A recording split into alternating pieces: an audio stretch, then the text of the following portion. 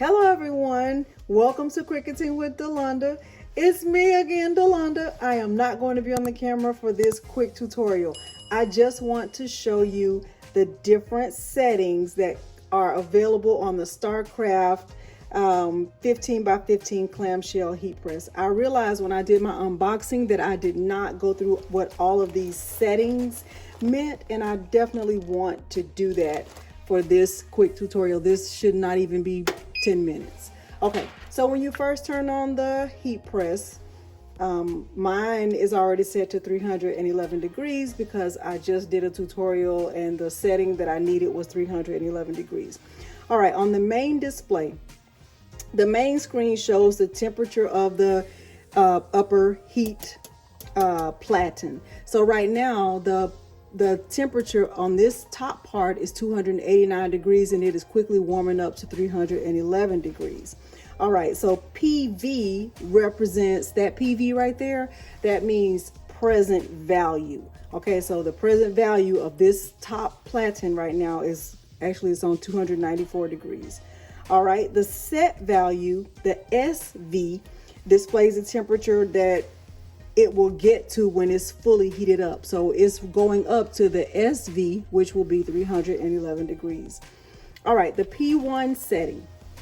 So if I look at my guide, P1 temperature setting. So let's just say, for example, I click the set button and I wanted to set it to a different temperature. Let's say I wanted it to go up to 315 degrees. I can go up by clicking the up arrow. Okay, and then if once I hit set again, it's going to take me to P2. So right now I have mine going up to 315 degrees. All right, and once I hit P2 is the timer setting. So right now my timer is set to 15 seconds. 15 seconds is fine for this tutorial. Just wanted you to see what that means. All right, P2 is the time setting. So I want my time to be 15. If I wanted my time to be more, if I wanted to have 20 seconds. So it's on 20 seconds. I hit the set button again. All right, the difference here for P3, you have the option of using Celsius or Fahrenheit. All right, in the United States, we typically use the Fahrenheit setting. But if you wanted to change that, you could just change it to C or go back to the Fahrenheit setting. I'm going to keep mine on the Fahrenheit setting. All right, P4 is the auto off timer. So if I click that set button, because now I have my other settings, this 48, that represents how long it will take for my heat press to automatically cut off.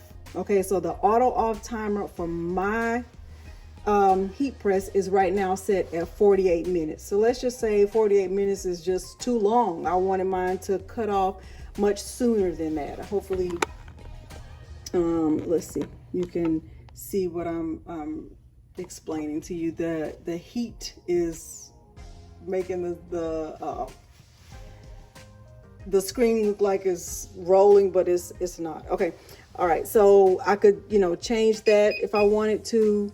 I could go up to an hour if I wanted it to go up to an hour. All right, and I don't want to do that, but if I did, I could have it go down even more, because 48 minutes is a very long time. If I was leaving my house and I forgot to turn my heat press off, I would want it to be off before 48 minutes. Okay, but I have options. I'm just showing you. So right now I'm going to just leave it on 50. All right, the next thing, this number right here where it says counter 23, that is a helpful setting if you are making, let's say I needed to make 10 shirts and I started making them and I lost count of how many shirts I've already made. I could look at my counter setting to see how many I've made already. So when I'm looking at my counter right now, it shows that I've pressed 23 items since I've had this heat press. Okay, and I've had this heat press, I think I got it I got it in September. So since the time that I purchased this and unboxed it, I have pressed 23 items. Okay, all right, so if I wanted to clear that out, if I wanted to clear out the counter settings, I could just hold the clear button. Hold the clear button for 5 seconds. Okay, let's see if it'll do it.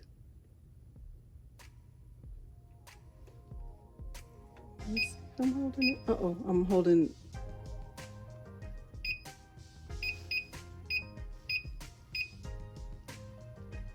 I'm not trying to do that. Hold on. Okay, now, there I go.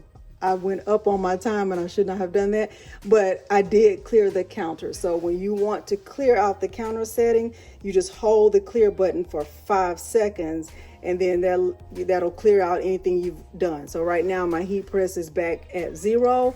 I can see my P value is 276. It's going, my set value is going up. It's going to be at 315, and all of the other settings that I've gone through to show you thus far. Okay, so you have your main display, you have your P value, your set value, the counter. You can set the time, you can change it to Fahrenheit or Celsius. You have all of the settings you need, and you have the on and off switch over here.